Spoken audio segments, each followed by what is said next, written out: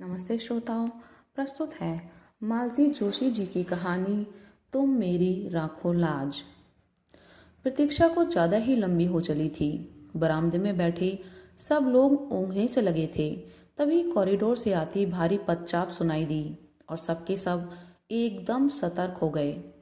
यह अस्पताल की चिर परिचित सिस्टर लोगों की सौम्य किंतु सधी हुई पदचाप नहीं थी, बल्कि पुलिस के जूतों की भारी भरकम आवाज़ थी। पुलिस का वह सिपाही हमारे सामने से गुजरता हुआ बाहर निकल गया। कुछ ही पल बाद वह लौटा तो अकेला नहीं था, इंस्पेक्टर शुक्ला भी उसके साथ थे। होश में आ गई है शायद, एक सम्मिलित स्वर उभरा। संभव था मैं उठ खड़ी हुई, पर मुझे इशारे से वहीं रोक दिया गया। मन मारकर मैं बैठ गई। अब सबकी चौकन्नी नज़र मुझ पर थी।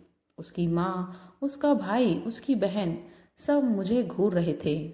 उनकी नज़रों में एक अभियोग साफ साफ झलक रहा था। उन घूरती हुई आंखों से बचने के लिए मैं बाहर लॉन में आकर बैठ गई। उस छोटे से लॉन में कई लोग बैठे हुए थे। सब अपनी अपनी मुसीबत के मारे, सब अपनी अपनी चिंताओं में डूबे हुए। मेरी ओर देखने की किसी को फुर्सत नहीं थी। कोई नहीं जानता था कि यहाँ जो औरत बैठी हुई थी वह कल तक एक शहीद की माँ थी, पर आज मैं क्या हूँ, यह तो संध्या का बयान ही तय करेगा। उसके परिजनों की आंखों में अगर अविश्वास, संशय या तिरस्कार है तो वह अस्वाभाविक नहीं है। संध्या को आत्महत्या के लिए प्रेरित करने के लिए अगर वे मुझे उत्तरदायी मान रहे हैं तो इसमें आश्चर्य नहीं था। सास बहू का रिश्ता विवादास्पद ही होता है, फिर एक युवा सुंदर विधवा बहू के साथ तो लोग सामान्य रिश्ते की कल्पना भी नहीं कर सकते। खासकर बहू के नाम पर बैंक में एक मोटी रकम जमा हो तो यह संदेह और भी गहरा जाता है। ऐसी बहू के प्रत्याहरण का मोह शायद बहुतेरी सासों को होता होगा, पर मुझे विश्वास था कि संध्या मुझ पर यह तोहमत नहीं लगाएगी। इतना बड़ा झूठ वह बोल नहीं सकती, लेकिन अगर वह सच बोल गई तो तब उस शर्म को मैं कैसे झेल पाऊंगी। उस सच से तो कोई भी झूठ बेहतर है। मैं तो परमात्मा से प्रतिक्षण यही मना रही हूँ कि भले ही वह मुझे कटघरे में खड़ा कर दे, पर सच ना बोले। कल सुबह से मैं यहाँ अस्पताल में बैठी हूँ। खबर पाते ही बम्बई से उसकी माँ और भाई तथा दिल्ली से उसकी बहन आ पहुँची है। मेरी बेटी सविता भी लखनऊ से चल पड़ी है। अड़ोसी पड़ोसी, नाते रिश्तेदार अस्पताल के चक्कर लगा रहे हैं, बारी बारी से आकर कुशल क्षेम पूछ रहे हैं, चाय नाश्ते की पेशकश कर रहे हैं। पर सविता के पापा शर्मसार होकर घर में ऐसे दुबक गए हैं कि एक बार झांकने भी नहीं आए। लोग समझ रहे हैं कि जवान बेटे की मृत्यु से वे इतना टूट गए हैं कि अब किसी नई त्रासदी का सामना करने की उनमें हिम्मत नहीं है। घर में बैठकर वे सबकी सहानुभूति और आदर बटोर रहे हैं और सारी जद्दोजहद से गुजरती मैं सबकी नफरत झेल रही हूँ। संदेह भरी नज़रों से छलनी हो रही हूँ। इस हादसे के बाद मैंने प्राणपण से चाहा था कि संध्या अपने परिवार में वापस लौट जाए। मैंने बार बार यह संकेत दिया था कि हमें उसके रुपए पैसे से कोई मोह नहीं है। वह सब कुछ अपने साथ ले जा सकती है। उसके वहाँ रहने पर भी इस घर पर, यहाँ की धन संपत्ति पर उसका हक बना रहेगा। अपना बुढ़ापा हम अकेले काट लेंगे। बस हमें इस जिम्मेदारी से मुक्त कीजिए। इस जिम्मेदारी के चलते तो मैं बेटे के लिए रोना भी भूल गई थी। जब उन लोगों की ओर से कोई पहल नहीं हुई तो मुझे ही निर्णय लेना पड़ा। सविता के साथ मैंने उसे पूरे साजो सामान के साथ बम्बई भेज दिया। उसके बैंक खाते के स्थानांतरण की व्यवस्था भी कर दी। लेकिन 15 दिन भी नहीं बीते थे कि वे बैरंग चिट्ठी की तरह लौट आई। साथ में उसकी माँ भी थी। समधन ने हाथ जोड़कर कहा, बहन जी, आपका इतना बड़ा घर है, लड़की कहीं भी पड़ी रहेगी, आपकी सेवा करके जिंदगी गुजार देगी। यह घर तो उसी का है, वह जब चाहे यहाँ आ जा सकती है। मैंने तो आपने कुछ अच्छा ही सोचा होगा, मैं जानती हूँ। घर की बात बाहर उछालनी नहीं चाहिए, पर आप तो अपनी हैं, आपसे क्या छिपाना। इसके पिता की मृत्यु के बाद उस घर में बहू का राज हो गया। राज क्या है, पूरा रावण राज है। हम माँ बेटी ने कैसे दिन गुजारे हैं मैं जानती हूँ, इसलिए मैंने इसकी पढ़ाई भी पूरी नहीं होने दी। जल्दी शादी कर दी। सोचा था अपने घर में सुख से रहेगी, पर भाग्य में हो तब तो। उसकी शादी के खर्च को लेकर बहू जब तब ताने देती है। अब अगर वह हमेशा के लिए आ गई तो वह हमारा जीना मुश्किल कर देगी। लेकिन वहाँ रहने की ज़रूरत ही क्या है, हम लोग एक अच्छा सा फ्लैट ले लेंगे, आप उसके साथ बनी रहिए, हमें भी फिक्र नहीं रहेगी। लेकिन मैं तो सब दिन बैठी नहीं रहूँगी, उसके बाद। बहन, हम भी कोई अमरपट्टा लेकर नहीं आए हैं, जाना तो हमें भी है, और जितनी जल्दी चले जाएं उतना अच्छा, पर जाने से पहले उसका ठिकाना करके जाना है। अच्छा घर वर देखकर उसकी शादी कर देनी है। इतनी बड़ी पहाड़ सी जिंदगी वह अकेले कैसे काटेगी। तो बहन जी, यह काम भी आप ही कर सकती हैं, भाई साहब आपके साथ हैं। मेरे पास तो कोई साधन भी नहीं है। इसके भाई भाई भाभी लालच में आ गए तो दूसरी शादी भी नहीं होने देंगे, जिंदगी भर इसके पैसों पर कुंडली मार कर बैठ जाएंगे। आपको अपने बेटे पर जरा भी एतबार नहीं है। बेटा अपना है तो क्या हुआ, बहू तो पराये घर से आई है। बेटा भी अब उसी की आंख से देखता है, उसी के कान से सुनता है। अपना दिल दिमाग सब उसने बीवी के पास गिरवी रख छोड़ा है। इसके बाद कुछ कहने का सवाल ही नहीं था। एक कोशिश मैंने और की थी, उसकी डॉक्टर बहन के सामने भी प्रस्ताव रखा था। यूँ तो वह संध्या से 10 साल बड़ी थी, पर बहन बहन ही होती है, कुछ तो लगाव होगा ही। हमारी तुलना में तो वह ज़्यादा अपनी होगी। हम लोगों का साथ ही कितना था, कुल जमा 1.5 साल। उससे भी आधे दिन मैं पति के साथ या फिर पीहर में रही थी। लेकिन उसकी बहन ने भी मेरा अनुरोध स्वीकार नहीं किया। बोली, आंटी जी डॉक्टर हूँ मैं, दिन में 15 घंटे बाहर रहती हूँ, कभी कभार रात को भी जाना पड़ जाता है। इनका क्लिनिक घर पर ही है, कभी कोई ऊंच नीच हो गई तो मुसीबत होगी। मतलब वह कोई खतरा लेना नहीं चाहती थी। अब उसे कैसे समझाती कि इसी ऊंच नीच का तो मुझे भी डर है, इसलिए तो मैं तुम सबकी चिरौरी कर रही हूँ। कैसे कहती कि औरत, खासकर अकेली औरत, इनकी कमजोरी है। पर अपने पति के बारे में यह सब कहना अपने आप को गाली देने जैसा है। इसीलिए तो सारी उम्र होठ सीकर इस दर्द को पीती रही हूँ। जानती हूँ कि जब पुरुष की नीयत खराब होती है तो जाति, उम्र, रिश्ते, सारी चीजें गौड़ हो जाती हैं। इसके चलते मैंने कितनी नौकरानियों को भुगता है मैं ही जानती हूँ। रिश्ते की बहनों और नंदों की मैंने मजबूरन चौकीदारी की है। पड़ोसिनों से भी कभी दुआ सलाम के आगे संबंध नहीं बढ़ने दिए। पूरी जिंदगी बहुत चौकस रही हूँ मैं, घर की इज्जत पर आँच नहीं आने दी। पर अब मुझसे यह सब नहीं हो सकेगा। टूटा हुआ मन और थका हुआ शरीर लेकर मैं पराई लड़की की जिम्मेदारी कैसे संभाल पाऊंगी। मेरा मन उसी दिन कांप गया था जब शोक से बेहाल संध्या को इन्होंने अंक में भर लिया था। दुख की उस कातर घड़ी में सोचने समझने की शक्ति लुप्त हो गई थी। फिर भी वह दृश्य मेरे अवचेतन में उतर गया था। अपनी सूजी हुई आंखें लेकर सविता ने उसी क्षण मेरी ओर देखा था। पल भर को हमारी नजरें मिली थी और उसने तुरंत आगे बढ़कर संध्या को गले लगा लिया था। बेचारी लड़की अपने पापा के चरित्र के इस पहलू को जानती है, इसलिए अतिरिक्त रूप से सजग रहती है। घरेलू पार्टियों में जब पापा ज्यादा बेतकल्लुफ होने लगते थे तो वह भी तृष्णा से मुंह फेर लेती थी। पापा अगर उसकी सहेलियों की चोटी खींचते, पीठ पर धौल जमाते या गाल में चिकौटी लेते तो उसका चेहरा तमतमा जाता। मुझसे अक्सर कहती, मम्मा स्कूल में आप ही आया करो, पापा बिना बात के मैम की साड़ी वाड़ी की तारीफ कर देते हैं, बड़ा ऑकवर्ड लगता है। मैंने कितनी बार कहा है कि हम लोग अंग्रेज नहीं हैं, हमारे यहाँ किसी महिला के कपड़ों की तारीफ करना, हेयर स्टाइल या चूड़ी बिंदी पर कमेंट करना अच्छा नहीं समझा जाता। पर इन्होंने कभी मेरी बात नहीं मानी, उल्टे मुझ पर बिगड़ते। तुम्हारा तो दिमाग ही खराब है, हर बात का गलत मतलब निकाल लेती हो। तो संध्या का मेरे पास रहना तय हो गया। मुझे लगा जैसे मैंने अपने आंचल में अंगार भर लिए हैं। 15-20 दिन सविता को मैंने रोक लिया। वह साये की तरह संध्या के साथ बनी रही, पर वह भी कितने दिन रहती। उसका भी घर बार बच्चे थे, बूढ़े सास ससुर थे, उसे तो जाना ही था। अपनी मुसीबत हमें भुगतनी ही भुगतनी थी। अपना दुख पीकर मैं बहू के घाव सहलाने में जुट गई, पर इन्होंने मुझे मौका ही नहीं दिया। उसका पूरा भार इन्होंने अपने ऊपर ले लिया। इनकी सारी दिनचर्या उसी धुरी पर घूमने लगी। सुबह शाम पेपर पढ़ना, न्यूज़ सुनना, सीरियल्स देखना सब साथ साथ होने लगा। दोपहर में कैरम या लूडो खेला जाता, उसे ब्रिज का गेम सिखाया जाता, उसके लिए लाइब्रेरी लगवाई गई, उसके लिए नए नए कैसेट्स और सीडी घर में आने लगी। फिर एक दिन इन्होंने घोषणा की कि वे संध्या को ड्राइविंग सिखाएंगे। मैंने कहा, देखिए, जो कुछ दिल बहलाव करना है तो घर में बैठकर कीजिए।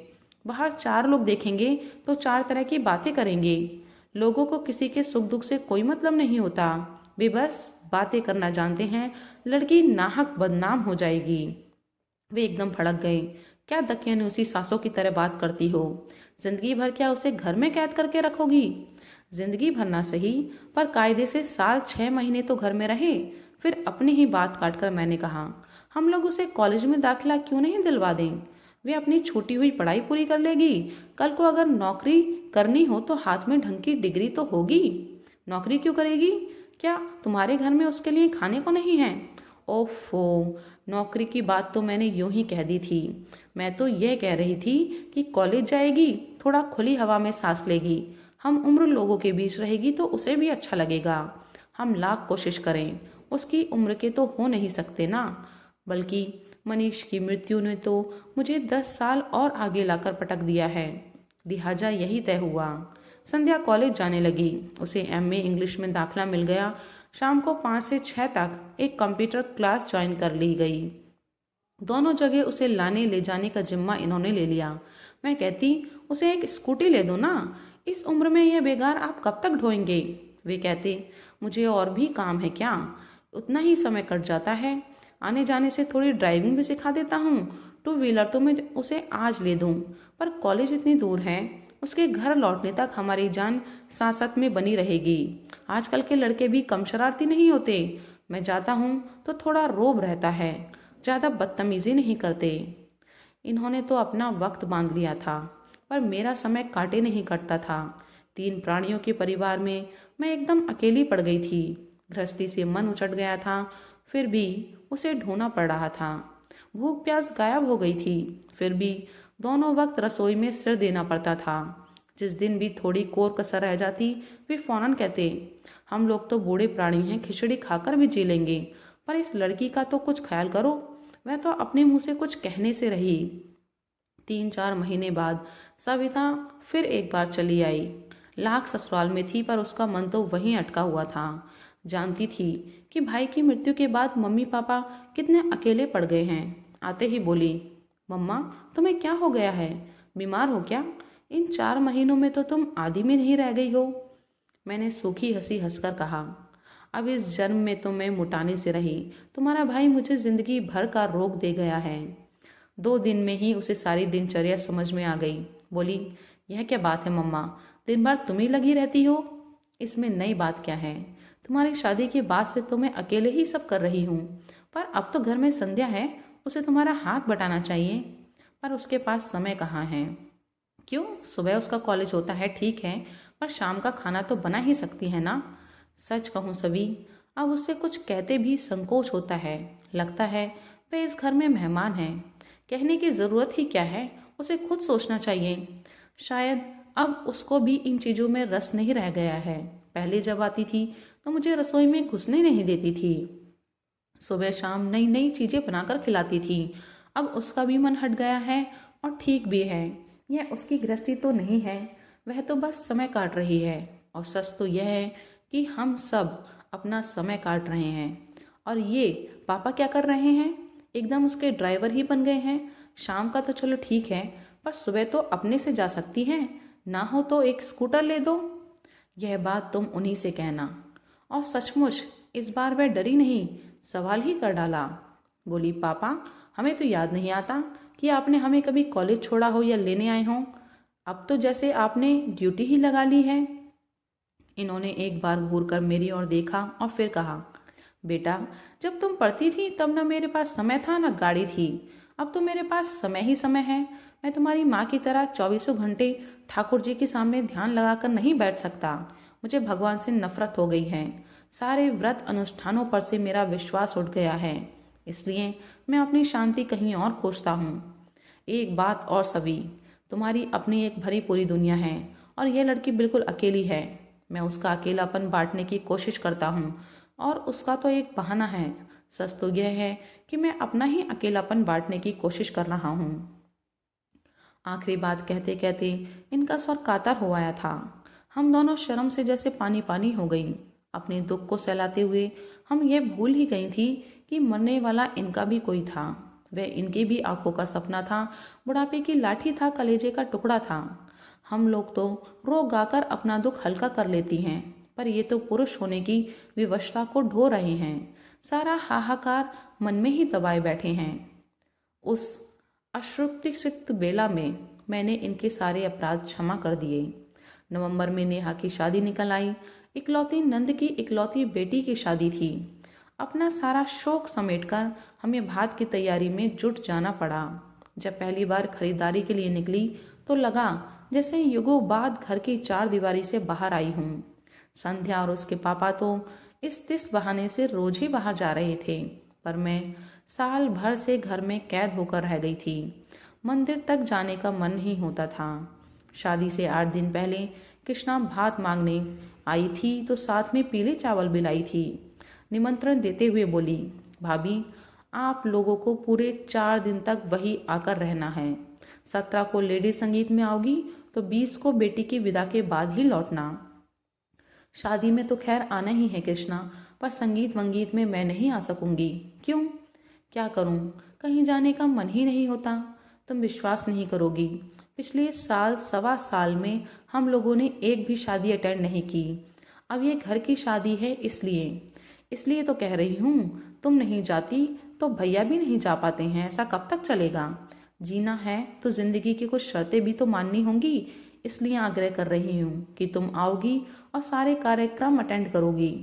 सच कहूँ कृष्णा, इस लड़की को घर छोड़कर कहीं जाने का मन ही नहीं होता, तो उसे भी लेती आओ ना। ऐसे भी तो सब जगह आती जाती रहती है। सुरेश नरेश बताते रहते हैं कि अक्सर मामा के साथ गाड़ी में दिख जाती है। जरूर दिख जाती होगी। सुबह कॉलेज जाती है, शाम को कंप्यूटर क्लास जाती हैं। लाने ले जाने की ड्यूटी इनकी है। अब क्या करें? इतनी बड़ी जिंदगी उसके सामने है, कुछ ना कुछ तो करना ही पड़ेगा। हम लोग तो सब दिन बैठे नहीं रहेंगे। हाँ खैर वो तो ठीक है, कृष्णा ने जैसे उकताकर कहा, पर तुम्हें संगीत में जरूर आना है, नहीं तो मैं भात नहीं लूंगी, कह देती हूँ। और बहू को भी ले आना, उसका भी मन बहल जाएगा। तुम जरा अपने से कह देती, मैंने जबी दबान से कहा, पर कृष्णा ने ध्यान नहीं दिया। बहुओं को इतनी लिफ्ट देने के पक्ष में वह नहीं थी। बोली, तुम लोगों से कह तो दिया, वह क्या तुमसे अलग है? कभी कभी 2 शब्द भी लोगों को कितने भारी पड़ जाते हैं। बड़ी मुश्किल से संध्या को राजी किया जा सका। उसके बाद दूसरी समस्या सामने आई। मम्मी जी, मैं क्या पहनूं? यह बात नहीं कि उसके पास कपड़ों की कमी थी, वह तो रोज ही बाहर जा रही थी। अपनी मनपसंद पोशाक और मनपसंद रंग पहन रही थी। मैंने कभी टोका टाकी नहीं की, मेरा तो उस और कभी ध्यान भी नहीं गया। पर यह प्रसंग अलग था और इस बात को संध्या भी समझती थी। वहां उसे एकदम वैरागिन बनाकर तो नहीं ले जाती, फिर भी कुछ सतर्कता बरतनी जरूरी थी। वहां तमाम जाति बिरादरी की महिलाएं होंगी, कृष्णा के ससुराल वाले भी होंगे। जरा सी चूक हुई नहीं कि सबको चर्चा के लिए विषय मिल जाएगा। अपनी सारी अलमारी खंगालकर मैंने उसके लिए मोतिया रंग की एक साड़ी निकाली। मोती मूंगे वाला एक हल्का सा सेट निकाल कर दिया। उसका सहज सौंदर्य उतने से ही खिल उठा। अपने लिए मैंने उससे भी हल्के रंग की एक चंदेरी निकाल ली। इन्होंने देखा तो बहुत नाराज हुए। तुम दोनों मेरी बहन के यहाँ मंगल गीत गाने चल रही हो या मातम करने? मैंने कहा, प्लीज आप हमारे बीच में ना पड़िए। 4 लोगों के बीच में जरा सोच समझ कर ही जाना होता है। फिर ये कुछ नहीं बोले, पर पूरे समय मुंह फुलाए रहे। हम लोग जब पहुंचे तो कार्यक्रम शुरू हो चुका था। नेहा की सहेलियां किसी फिल्मी गीत पर नाच रही थीं। हम लोगों के पहुंचते ही कुछ क्षण को नृत्य रुक गया। सबकी आंखें संध्या की ओर उठ गईं। उन आंखों में कौतूहल था, करुणा थी, ईर्ष्या थी और उपहास भी। कृष्णा ने आगे बढ़कर मुझे अंक में भर लिया और वरिष्ठों की पंक्ति में लाकर बिठा दिया। संध्या असमंजस में थोड़ी देर तक खड़ी रही, फिर चुपचाप मेरे पास आकर बैठ गई। वहाँ इतनी सारी लड़कियां थीं, पर किसी ने यह नहीं कहा कि भाभी मेरे पास आकर बैठो। कृष्णा की दोनों बहुओं ने उससे बात भी नहीं की और नेहा तो मानो दूसरी दुनिया में विचर रही थी। उसकी सगाई के दिन संध्या ने उसे ही तैयार किया था, पर आज उसे हेलो कहने तक की फुर्सत नहीं थी। मुझे एक और प्रसंग याद आया। मनीष की शादी के 2 महीने बाद ही नरेश की शादी हुई थी। उस समय संध्या नई नवेली दुल्हन थी, पर सबके अनुरोध पर वह इतना अच्छा नाची थी कि मेरा कलेजा गज भर का हो गया था। और आज जैसे वह उस बिरादरी से बहिष्कृत हो गई थी। करीब 9 बजे के आसपास इन्होंने मुझे बुलाया। बोले, ये गाना बजाना तो शायद 12 बजे तक चलेगा, मैं निकलता हूँ। सुरेश या नरेश कोई तुम लोगों को छोड़ देगा। आपका खाना पुरुषों की पंगत हो चुकी है, अब तुम लोग आराम से खाती पीती रहना। तभी देखा संध्या मेरे पास आकर खड़ी हो गई है। धीरे से बोली, मम्मी जी मैं भी पापा के साथ चली जाऊं? एक क्षण मन में दुविधा सी हुई, पर मैंने देखा उसकी आंखें एकदम डबडबाई सी हैं। लगता था अब बरसी कि तब बरसी। जाओ, मैंने कहा और वह दोनों चले गए। वापस आकर बैठी तो कृष्णा की नंद ने पूछा, बहुरानी चली गई? हाँ, मैंने कहा और अनायास मेरा आक्रोश फूट उठा। बैठकर करती भी क्या? न उसे मेहंदी रचानी थी, न महावर लगवाना था, न गाना गवाना था, न ठुमके लगाने थे। जिसके लिए आई थी वह तो अपने में ही मगन है। उसने भाभी की ओर झांका भी नहीं। सुरेश नरेश की बहुएं उससे ऐसे छिटक रही थी कि जैसे छू जाएंगी तो कोई अनर्थ हो जाएगा। इतनी लड़कियां हैं यहाँ पर, किसी ने पास बैठने तक के लिए नहीं कहा। बेचारी बड़ी बूढ़ियों के बीच बैठी रही। वह तो आने के लिए कतई तैयार नहीं थी। मैं ही जबरदस्ती लेवा लाई और अब पछता रही हूँ। नाहक उसके घाव हरे कर दिए। और यह सब कहते हुए मैं पता नहीं कब सुबकने लगी। घाव संध्या के ही नहीं मेरे भी हरे हो गए थे। मनीष की मृत्यु का यह नया पहलू अपने भयावह रूप में मेरे सामने आया था और मैं दहल गई थी।